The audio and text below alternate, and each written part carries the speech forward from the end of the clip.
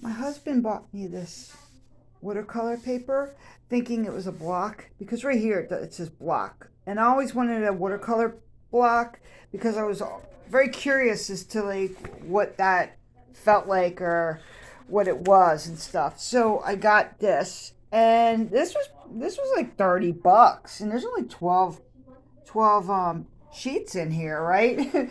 So anyway, opened it up, found out it wasn't a block, it was just a pad of paper.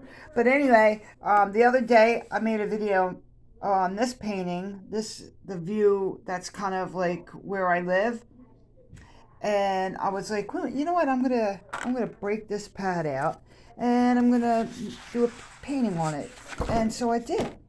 Boom, I used my koi watercolor paints, which I love. I love them so much. And I just learned a lot using this. There's a lot about this that I really do like, and of course some that I do not like. When I was painting it, right, when it was wet, it looked so different. Like, okay, especially this palm tree, for instance. See how I did this? So when it was wet, it looked terrible. So I was overworking other areas, and I was like not liking it, right? Like this looks bad now, but this looked bad also last night while it was wet. So then it dried, and now I actually that's like one of the best parts of this whole painting, right? And so when it dries, the watercolor paint looks different when it's dry than when it's wet.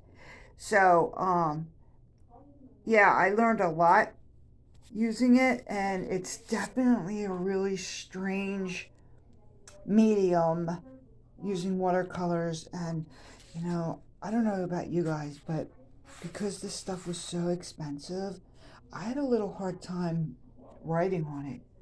I took my micron pen and I just started drawing on it, doing the scene, and I was kind of nervous. I didn't want to ruin the paper.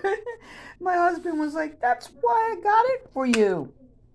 You're supposed to use stuff. You don't just like buy stuff not to use it." I was like, "Yeah, you're right." So I ended up using it, and I, like I said, I learned a lot. Like, okay, you see all this? Some of it's like really overworked, but then other parts of it look kind of good, like how like each leaf looks like it's sticking out a little bit more.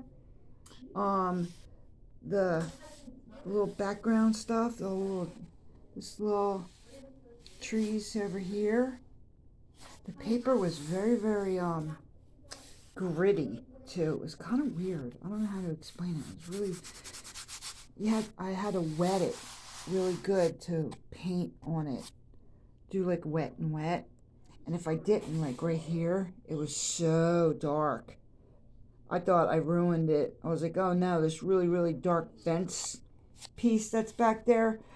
I thought it was going to look terrible, but it doesn't look too terrible. Anyway, it was a good learning experience. But like I said, some of it I liked and some of it I don't like. So, thanks for watching, guys.